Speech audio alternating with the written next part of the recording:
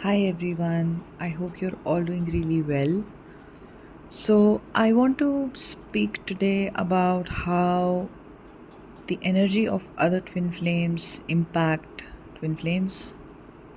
So, you would have already come across this information that when twin flames are ascending and they are purging for the collective, and in so many ways, if twin flames, when they come into conscious awareness, when they come into union, it's a very wonderful ripple effect that they create for other twin flames, for other people as well, even if they are not twin flames.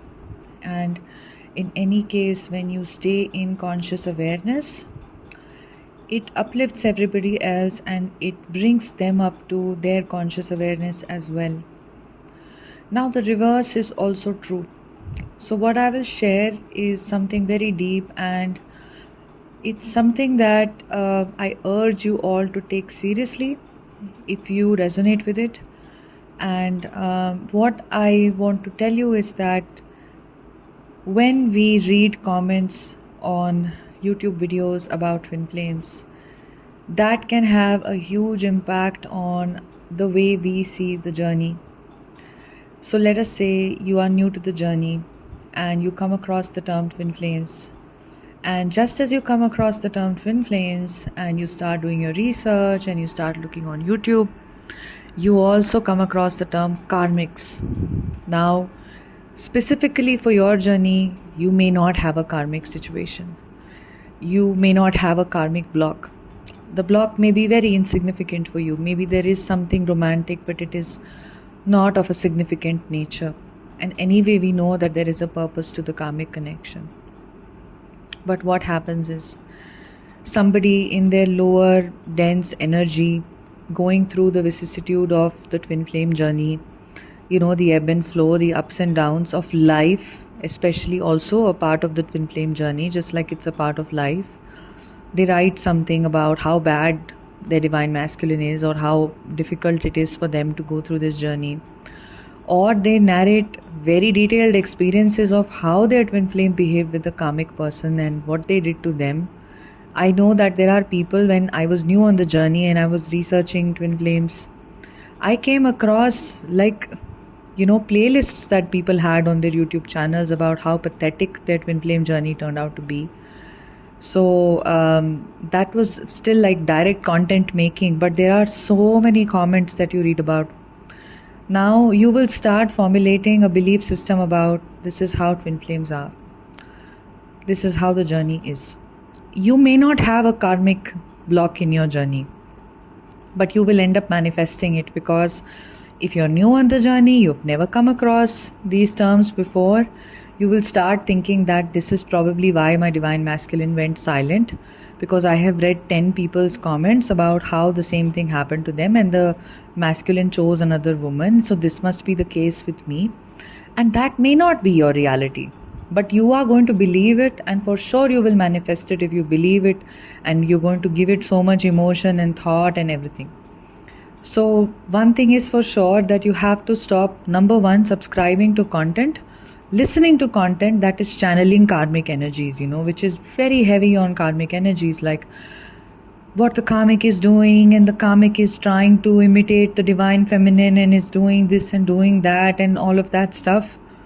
You do not waste your energy on that. That is very low vibrational energy that it is going to draw in. The content by itself may be all right, okay, but the energy that it is going to be, it's going to draw in people who are very focused on karmics, and they are going to inevitably share their fear-based material in the comment section, which you will read, because everybody has a habit of clicking on the comments and reading the comments. You will unnecessarily, start having those fears, and you will start vibing with that material. You don't need that. Another thing is, people also are very triggered sometimes. Like, of course, it's a journey where when you're operating from your lower self, no judgment, nothing. We are all operating in our lower self till we ascend. What happens is, there is a lot of reactivity. And all that reactivity, all that intense anger, frustration, helplessness, We already discussed this, that how that tends to attract negative entities, that vibrate at that level of anger, frustration, etc. And under that impact, under that influence is how this person has written that comment. Then you read it. Naturally, subconsciously, you will be brought down by this. Without even realizing it, you will formulate a belief system about, maybe this is happening in my journey. Or worse, you have healed a particular fear in your journey. Let us say you have already healed the fear of losing a divine masculine. Maybe you worked for 1 year on this fear, okay, or 6 months or 8 months, and you went to the core of it, you examined it, you released it, and it took you a while and everything, you did everything that you could, to release it from the core of where this was coming from. And now you read a comment which is saying, you know what, I'm so afraid of losing my divine masculine, or what am I going to do? I'm like this and that. Now suddenly, you will get triggered and you will start wondering, did I not release this? I thought I was out of this fear.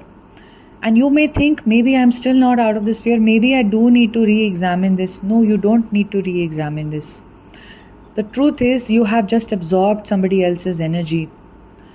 You could be very healed, but if you do not know what is my energy and what is somebody else's energy, which only happens when we are very deeply aware, when we spend a lot of time in awareness, in consciousness, in conscious awareness of the present moment. For those of you who don't know, what this awareness, consciousness, etc. is,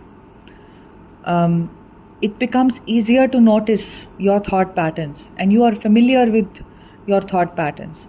So if you then have some other energies, impacting your thought patterns, you can understand, okay, this is not me. But until you get there, you will start thinking, this is my energy. It's not. This is why a feminine has to be very protected. And the way you are making all these wonderful changes in your physical life, which happen to you naturally also, where you cut out, low vibrational, karmic, toxic cycles from your life, and you become very aware of, such people and situations in your life. You learn to draw in your boundaries. Here is another place where you have to draw your boundaries in, because not all twin flames are ascended, and not all twin flames are in their higher selves. A lot of them are operating from their lower egoic self. It does not matter if they've been on the journey for 15 years or 20 years. This is not that journey where you're trying to think that we are soul sisters, or you're not. This is a spiritual journey. A spiritual journey is an individual journey. You will have help, guidance, and support from others on the journey. Take in the positive help that comes your way, any kind of a guidance video, or any kind of a consultation that you do, or, divine directly communicating with you. But understand, it is your individual journey. You're not working hand in hand with other twin flames. It's your individual karma. The waves come in and they impact, but they impact everybody differently. Everybody has a different receptivity. There's no comparison on the journey. So to even think that I am like somebody else or I am unlike somebody else, don't even get into that mental energy of comparing, of thinking that we are all in this together. No, it's your individual spiritual journey. You have to remember that. Very important that you keep this in mind. Otherwise, you will slow yourself down unnecessarily. I made this mistake. When I was new to the journey, I had a friend who said she was also on the twin flame journey, and we used to speak about, twin flames and our connections and everything. And she had been on the journey for a really long time, since she was a teenager or something, and it turned out that that was not even a twin flame journey. And that is why I was trying to compare my experiences with her experiences, when you're trying to make sense of the journey, when you're new on the journey. And it was not making sense, and inevitably you will draw in negative energy from other people. Maybe you share a positive experience you have with your twin flame. Somebody may not like it because they haven't spoken to their twin flame in a long time. They may get angry, jealous, upset, and then that's going to impact, their powerful, negative thought is going to impact your journey. So you don't even have to unnecessarily share your journeys with people. So, this is so commonsensical. Like, okay, we realize that after a point we don't discuss our journeys with other people who are not on the journey. I would say don't even discuss it with people who are on the journey until you are consulting somebody who asks you specific questions about your journey. Suppose if you come in with me, I will ask you some specific questions about, give me a brief of the journey, or okay, what happened here, to understand more, to be able to guide you. That's the only intention there, to understand it, to be able to offer you proper guidance. But other than that, or you go to somebody else for a reading or something else, that's okay. But do not try to advertise your daily events of your journey on the comment section, because even if they are positive or they are negative, it's your sacred journey. It's something that is very precious, that is happening within you. It's an inner transformation that's happening. It doesn't have to be out there for everyone to see, for everyone to judge or analyze. And even for you to want other people's validation on your journey is something that is coming from your ego mind, right? Your journey, the events of it, your divine masculine's behavior, it does not need anybody else's analysis or validation, okay? You have to figure it out on your own. You're powerful enough to do that. So, all in all, you just have to remember it's a spiritual journey, it's your awakening journey. The events of it are, not that important. Actually, the story of your twin flame and your twin flame going and coming, the story is very irrelevant and it is extremely unimportant, until there are some lessons in it for you that you have overlooked. Other than that, what happened and what did not happen, the over romanticization, the tendency of the mind to do that, or the whole over blaming of the masculine, of the journey, of what you have suffered, of how much trauma you have gone through, or something like that. Literally, I'm telling you, everybody has gone through that. It's, if you write about it in a very negative sense, you really bring other people down. You really, really do. And you don't want to do that, because one thing is you resolve it within yourself. If you're very triggered by something that happened, take 3 days to release it. There is a video there, on this channel, where you can release, how you release negative energies. Focus on that. Be with your spirit guides. Ask for what is the next step here. It will come to you.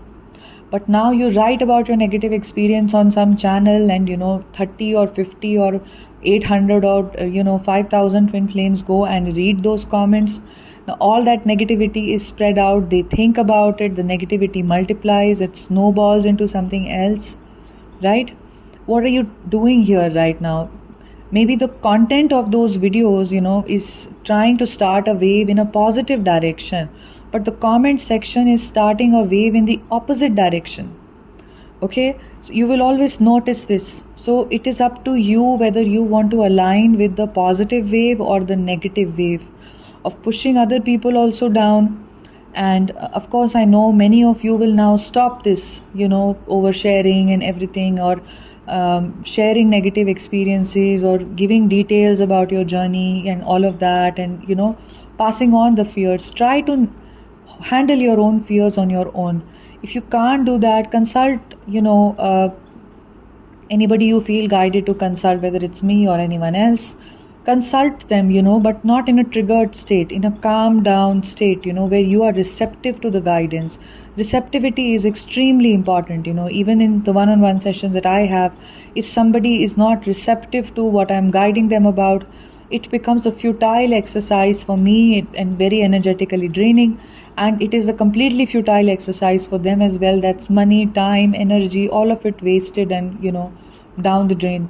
So I'm specifically telling you all that when you are calm down, you calm down yourself through meditation, journaling, whatever it is. You handle the trigger on your own, release the panic, and then a few days later, if you still feel guided to, then you consult somebody. That's the right way to do it. Or one day, at least you give yourself one day, at least give yourself one night. Sleep on it, and the next day you will be better. Okay? Before you go jump and do fear mongering. Another thing is, for those of you who will be reading comments of other people, stop reading comments on twin flame videos. Make it like a thing, with you. Like make a take determined action here that I will not click on the comments, because I know people are sharing their stories and people are going through the vicissitudes of the journey. One day they have a great day and they write beautiful things about their twin flame. The next day they have a horrible day, and then they write horrible things, or they write very disempowered things, very helpless things, that I'm helpless, he did this, he came in and we spent the day together and then he ghosted me. It's helplessness, like what do I do now? And I've been waiting and I'm trying and I'm doing so much for my twin flame. You're picking up that helpless energy. You have to be in a state of protection. If this is an energy leak, actually this is an energy leak. And this is why I'm not trying to scare you, I'm not trying to say that, but I'm just trying to tell you, plug this leak right now. It is happening through YouTube. It's like a double-edged sword. It's a boon, this platform where we have excellent information on so many things. We have a demonopolization of information, because we can pick up content from various creators, and to a great extent it is demonopolized, other than of course AI and stuff, where the recommendations tend to again kind of reinforce what you end up watching and all of that. But the point is that there is also, this, because it's a large platform, and with any kind of, spiritual or any normal matrix based content, there is going to definitely be the opposite of it also, that will come in with another intention. And you don't know under what influence, people are, right? You yourself some days can be under influence of negative energies and, heavy emotions, heavy energies, which you've not been able to release. So first, just as a way to honor yourself and honor the journey of other people and your own journey, release it and do the damage control bit from your end properly, like a mature adult. And then, you can like share, or, in a positive way, or in a way which is not fear mongering, which is not, like throwing my frustration on somebody else. You don't want to do that. Many people do that on comments because there is no responsibility. When you're creating a content, you have a lot of responsibility with how you share and what you share, and it should be good information, it should be explanatory, it should help people. But the comment section has absolutely no responsibility, for whatever I'm writing. I'm taking 5 minutes to just write the junk, and I'm just throwing it, on other people without realizing the responsibility for it. This is all I wanted to speak about. It's an important podcast, and I hope, you all benefited from it. Have a wonderful day. Take care. Bye.